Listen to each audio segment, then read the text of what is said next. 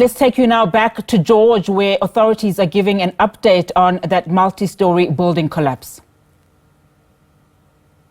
Labour, SABC have been on site alongside disaster management, but they themselves now will also be following through, and they can obviously speak for themselves.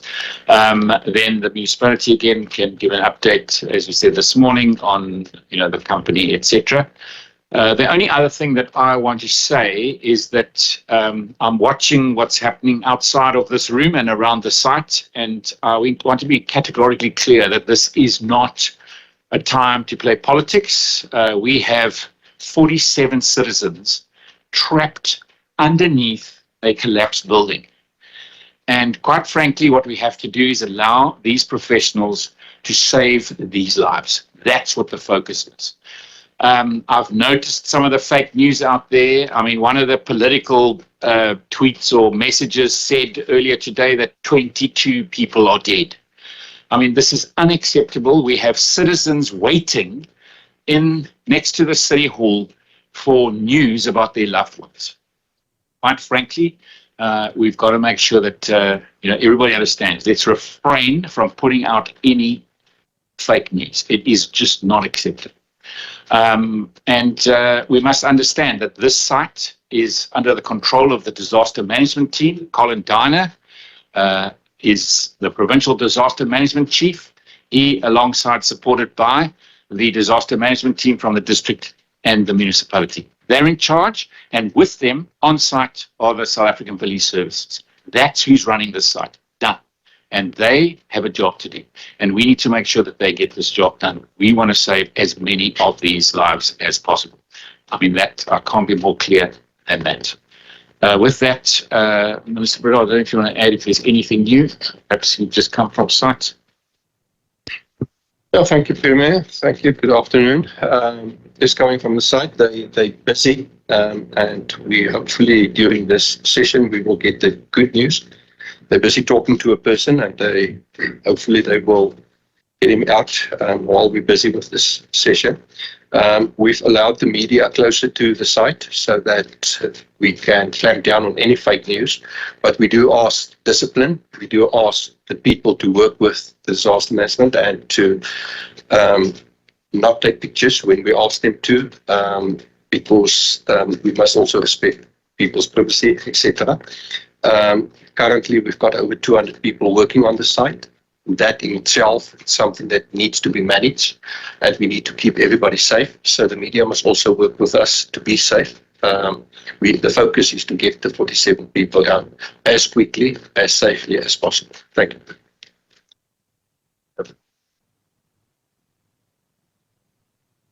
Thank you, Premier. I think just to update on some of the earlier information, we had questions about the company developer. The developer's name is Neotrend Group. ICE Projects is what the name of that development is. So Neotrend Group, ICE Projects, ICE. And they submitted plans on the 22nd of December 2022, which were then approved on the 6th of July 2023.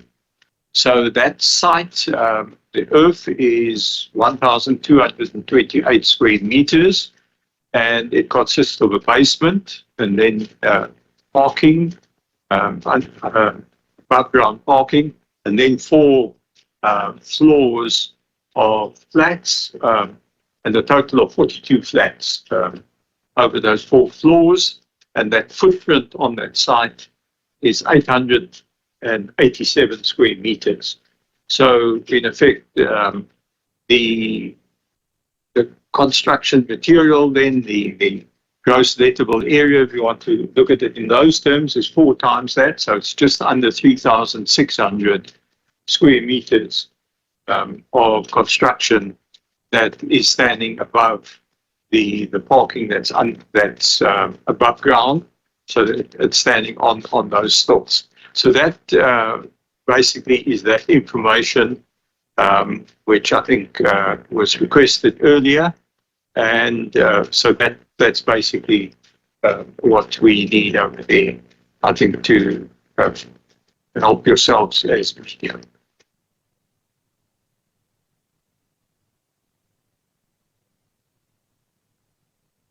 Said that you would be present.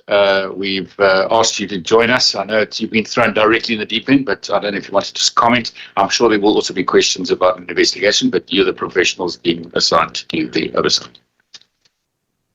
I can just say that we've been to site, taken a lot of photographs. It is a major disaster from a structural point of view. It's much too early for us to make any comments on what has happened. We will endeavour to work as hard and as quick as possible to get to an answer. That's what we can do at this stage.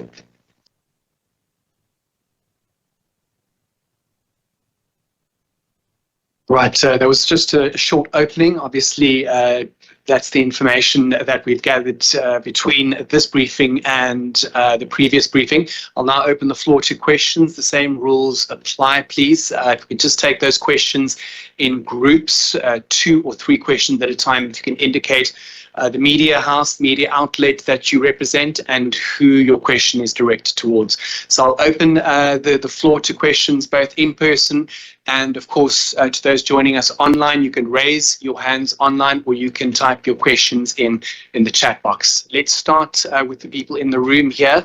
I see one hand has shot up. Marvin, morning. Before, I have a question for the mayor. You said that the building plans were approved in July the 6th, 2023. When was the last time that building was inspected? And some of our sources are saying that the concrete was not dry, which led to this disaster. Can you confirm that? And when exactly did you speak to the contractors? Thank you. Lani. I don't know if the MEC or the Premier will answer this, but looking, getting the updates from the experts on the scene, is the Premier or the local government exploring, maybe considering declaring this a provincial disaster? Any further questions? Eden FM, yes.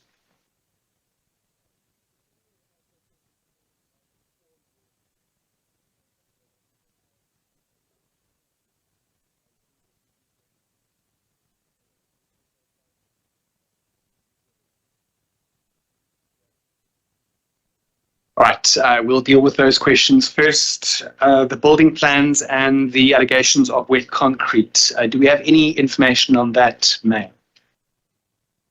Yes, I think the way these developments work on a site of this nature, where there is a construction and a construction activity that would then require structural engineers, the process works from the time that that plan is approved.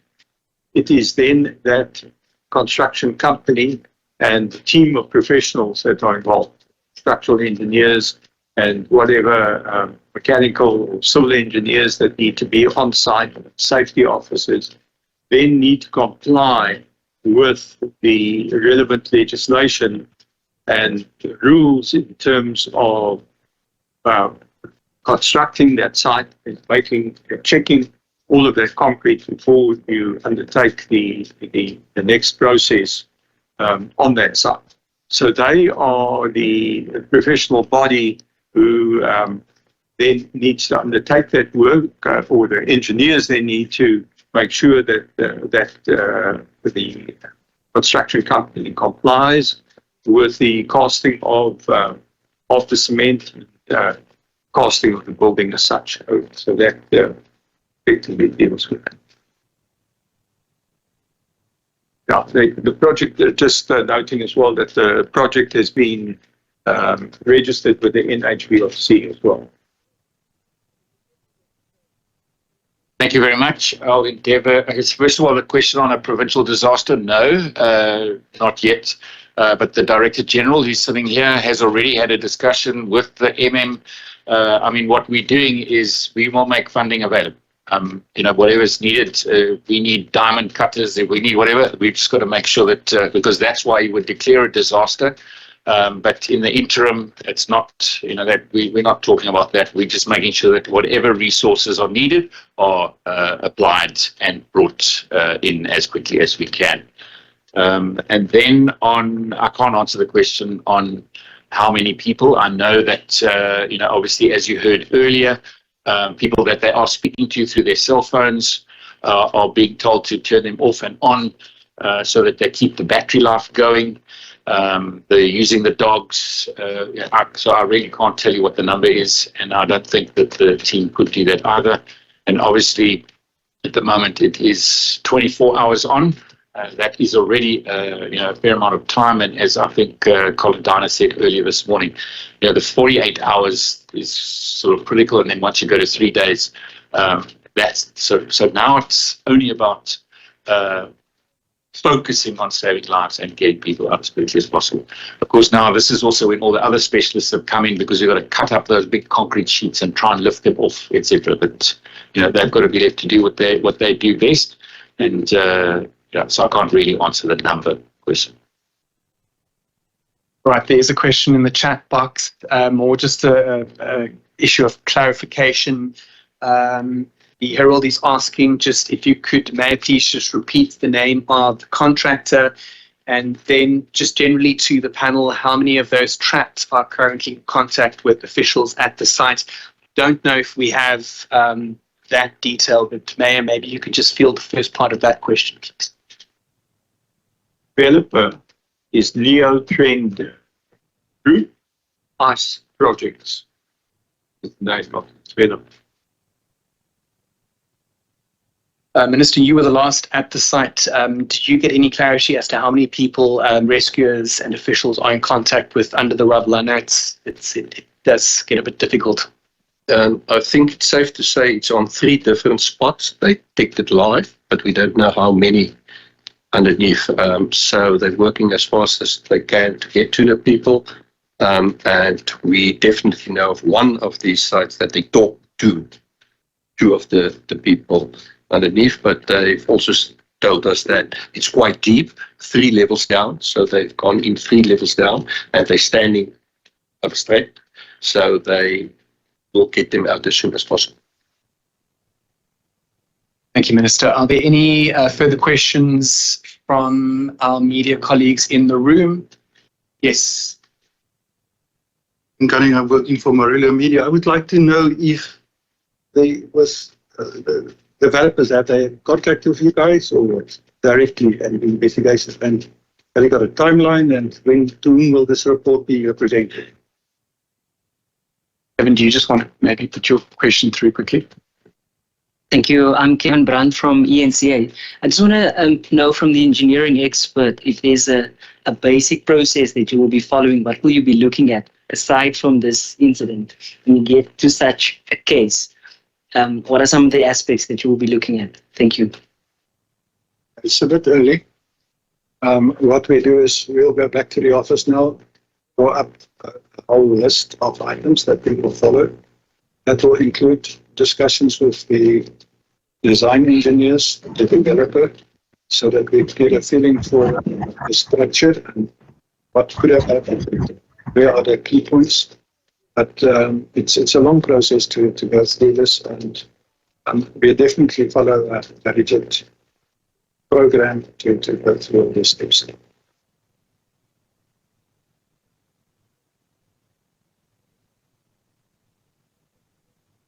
No, timelines are impossible to give at this stage. You may think you're there, and then suddenly something else crops up and you're 3 years back.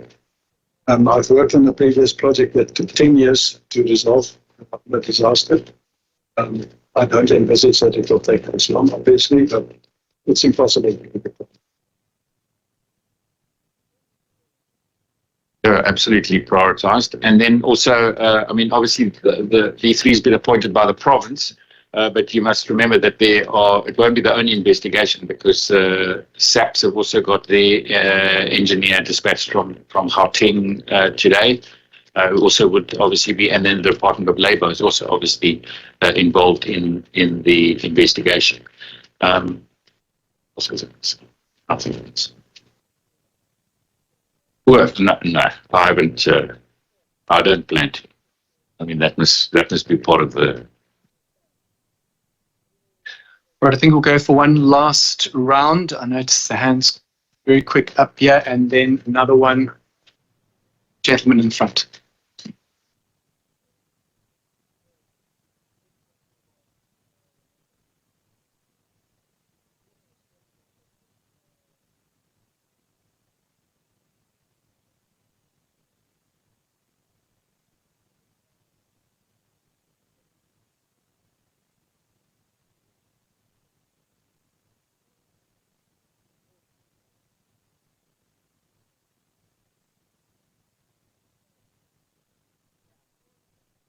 So I'm not sure, maybe Mr. Bradell can also, I mean, that's all I picked up when I was personally on the site this morning, that the briefing from the disaster management team was that yesterday SAP's Department of Labour were involved in the initial space. But of course, remember that it is a scene that the disaster management team and the SAPs are in control of. I also heard that they were denied, but of course you can't have everybody and anybody coming to site. The focus now is saving lives.